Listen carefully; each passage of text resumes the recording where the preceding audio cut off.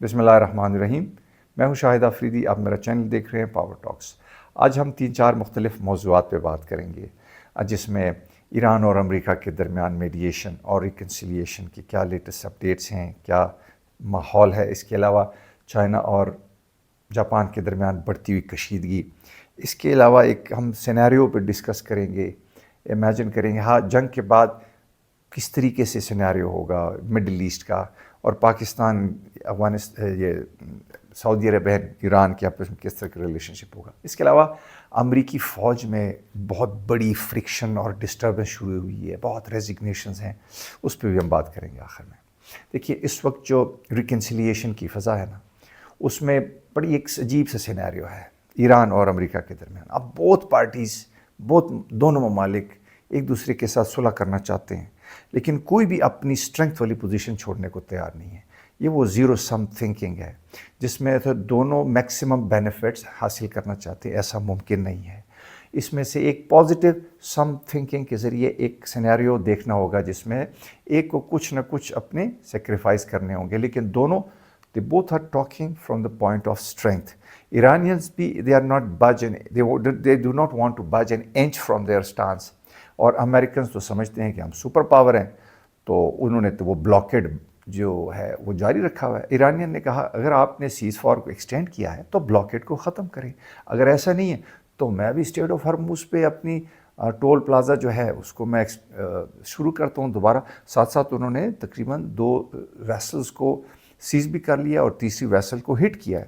اسی طریقے سے یہ جو ایک تناؤ کی فضا ہے یہ قائم ہے. ایرانی ایک بات بھی کہتے ہیں کہ ٹرمپ جو ہے اس کی جو ٹویٹس ہیں، ایگریسو اس کے بیانات ہیں، وہ بھی بہت بڑی وجہ ہے جو تناؤ کا باعث ہے، جس کی وجہ سے مذاکرات آگے نہیں بڑھ پا رہے. Pakistan as a mediation force has done tremendous اور ایگزیمپلری جاب. اس نے اپنی بہت کوشش کی ہے دونوں کو ملانے کی، لیکن سم ہاؤ ابھی تک the circumstances are very bleak. اس میں سے دونوں جب تک اس میں سے اسپیس نہیں پیدا کریں گے تو یہ ممکن ہے کہ یہ معاملہ چلتا رہے. اور یہ مجھے ایسا لگتا ہے کہ پروبیبلی اٹ میں گو فار منتھس، کیونکہ اس وقت جو سچویشن ہے Americans they want to escalate, بلکہ they have actually fallen into that trap of escalation. اور ساتھ ساتھ ایرانین بھی سمجھتے ہیں کہ ہم میں بھی وہ ایک نیشنل پرائیڈ ہے، سویلائزیشنل لیگیسی ہے. وہ بھی سمجھتے ہیں کہ ہمارے ہاتھ میں ایک جو لیوریج ہے اسٹریٹ آف ہارموز کی، اس کو استعمال کرتے ہوئے ہم بھی کمپرومائز نہیں کریں گے. تو اس کو جو صورتحال ہے اس میں لگ رہا ہے کہ یہ نومبر تک ہو سکتا ہے کانفلکٹ جائے. اگر تو یہ ایکسٹینڈ ہوتا ہے it will have devastating consequences for the rest of the world. Economically we are talking about. لہٰذا دوسرے ممالک کو بھی اس میں آنا پڑے گا، صرف پاکستان پہ مت چھوڑیں. یہ بڑے دوسرے ممالک کو بھی بیچ میں اس میں اپنا رول پلے کرنا پڑے گا as far as real reconciliation is concerned. اس کے علاوہ اسی کانٹیکسٹ میں چائنا کے جو معاملات ہیں جاپان کے ساتھ وہ بھی کافی کشیدہ ہوتے جا رہے ہیں. چائنا نے اپنا ایئر کرافٹ کیریئر بھی جاپان کے قریبی جزیروں کے پاس سے گزرا ہے، اور دین اگین جاپنیز بھی اسی طریقے سے ایک ایگریسو پوسچر اپنایا ہے. بلکہ انہوں نے تو کہا بھی تھا پچھلے دن ان کی پرائم منسٹر نے کہ اگر تائیوان پہ چائنا کی جنگ ہوتی ہے تو جاپان اس کا ایک ملٹری رسپانس دے گا، جو کہ ایک بڑی خطرناک بات تھی. تو غرض یہ کہ ان کے درمیان بھی کافی کشیدہ حالات ہیں. پھر دوسری بات جہاں پہ مڈل ایسٹ کی ہے کہ کیسے یہ اس کا ہم امیجن کر سکتے ہیں سینیریو. دیکھیے، Iran is likely becoming a victorious country in this conflict or is likely to emerge as a hegemon in the Middle East. یہ ایک بڑی طاقت کے طور پہ ابھرنے کا امکانات ہیں، ابھی نہیں لیکن اس جنگ کے بعد، سال بعد، 8 مہینے، کچھ عرصے بعد. کیونکہ جتنے بھی وہ ہم سچویشن دیکھتے ہیں، اسٹریٹجک سچویشن، امریکنز نے ملٹریلی تو اپنے کافی آبجیکٹیو کسی حد تک اچیو کیے ہیں، لیکن strategically they have lost the whole chess game. تو اس کی وجہ سے ایرانین سمجھتے ہیں کہ the future belong to us, time is on our side, just hold your ground. اپنا رکھیں. امریکی اپنے بیسس سے بہت دور آئے ہوئے ہیں، وہ سمندر میں کب تک رہیں گے؟ لاجسٹک پرابلمز ہوتے ہیں، کمیونیکیشن پرابلمز ہوتے ہیں، سٹریس ہوتا ہے ان کی. آپ کتنے عرصے تک اپنی ڈسٹرائرز کو، ایئر کرافٹ کیریئرز کو آپ اس طرح کھلے سمندروں میں رکھیں گے؟ They need time to have break and have logistic problems. غرض یہ کہ there is going to be enormous problem for the Americans. Prolonged conflict prolonged conflict is not going to be the interest of Americans. So they want to have a quick victory, जिसमें वो Trump का mid term election का भी problem है. Iranians are going to do everything possible to get Trump down in the election. वो हर सूरत में चाहेंगे कि इसको खींचे हम नवंबर तक, ताकि इसको जलालत हो और ये इलेक्शन में हार जाए. तो इसके अलावा जो सिनेरियो हैं पाकिस्तान का और सऊदी अरब का, मिडिल ईस्ट का इन्वायरमेंट, जब ईरान इमर्ज करता है as a strong country, nuclear oil producing country in the middle east, तो उसके बड़े असरात होंगे ये मुख्तलिफ ममालिक पे. जैसे कि शायद हम पहले भी जिक्र कर चुके थे कि ईरान के साथ जो भी इराक है और ओमान है वो ऑलरेडी बैंड वैगनिंग मोड में हैं, वो ईरान के साथ मिल चुके हैं. बल्कि ये अमेरिकन अभी इराक पे प्रेशर भी डाल रहे हैं कि तुम जो है ईरान के साथ करीब मत जाओ. और इराक ने बड़ा तरीके से अभी ईरान के साथ अपने ताल्लुकात को इस तरीके से ठीक कर रहे हैं कि हम आपके साथ हैं, हम आपके इंटरेस्ट के साथ अपने इंटरेस्ट को अलाइन करते हैं. सिमिलरली ओमान का भी है.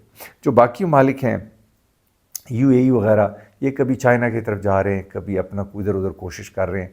तो उनको अभी तक समझ नहीं आ रही हम अपना क्या पॉलिसी रखें ईरान की तरफ. लाइकली वो भी शायद बैलेंसिंग मोड में आए.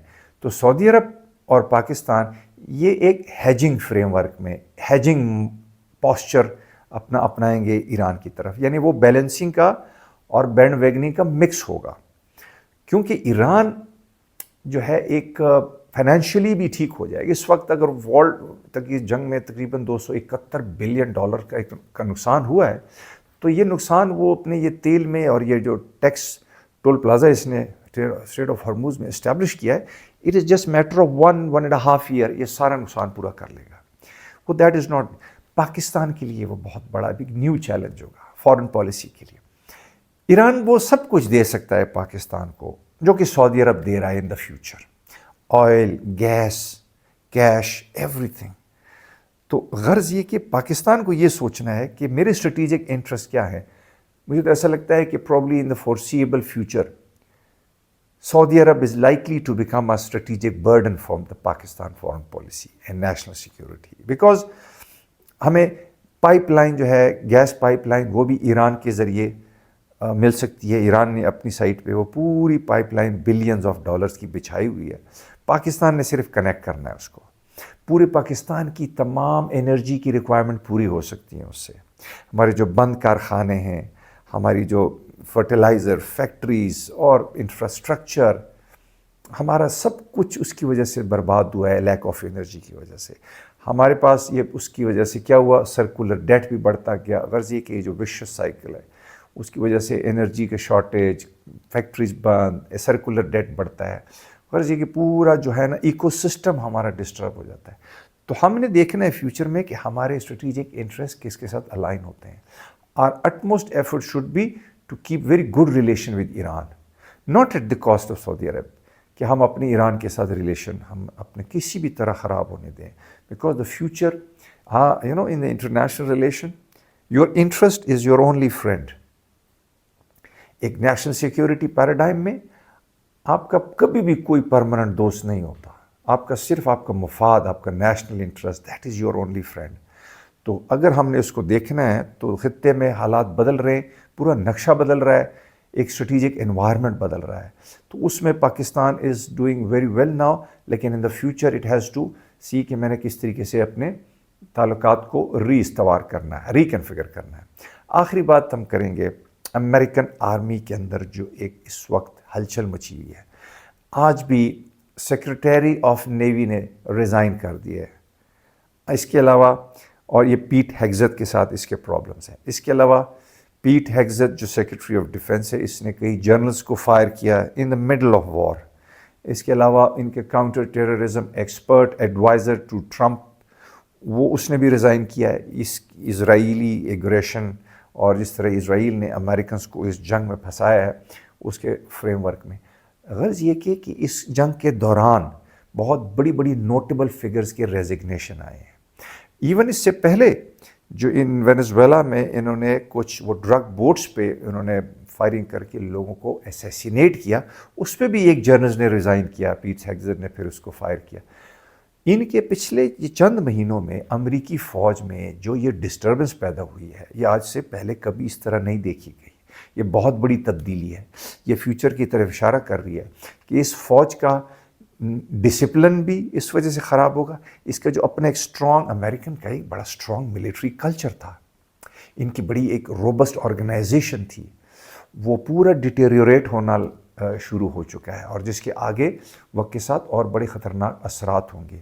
چائنا شاک 3 کی وجہ سے اس وقت امریکن ملٹری ٹیکنالوجی کو ویسے ہی بہت بڑا دھچکا لگ چکا ہے، لیکن یہ جو ان کے اندر رینک اینڈ فائل میں جو ڈسٹربنس ہے یہ تو زیادہ تباہی ہے۔ تو مجھے ایسا لگ رہا ہے کہ آنے والے دور میں امریکن آرمی کو بڑے مشکلات کا سامنا کرنا پڑے گا اگر پیٹ ہیگزت جیسے وائٹ سپریمیسسٹ ریسسٹ لوگ ان کے اوپر آتے رہیں گے، اور ٹرمپ جیسا کمانڈر ان چیف نہیں بلکہ کمانڈر ان کیوس ان کا لیڈر ہوگا، تو اس آرمی کا پھر جو ہے نا معاملہ گول ہے۔ تو I hope that discussion was useful. اپنا بہت خیال رکھیں، اپنے کامنٹ سے بھی ہمیں آگاہ کریں، اور چینل کو بھی سبسکرائب کرنا نہ بھولیں۔ السلام علیکم۔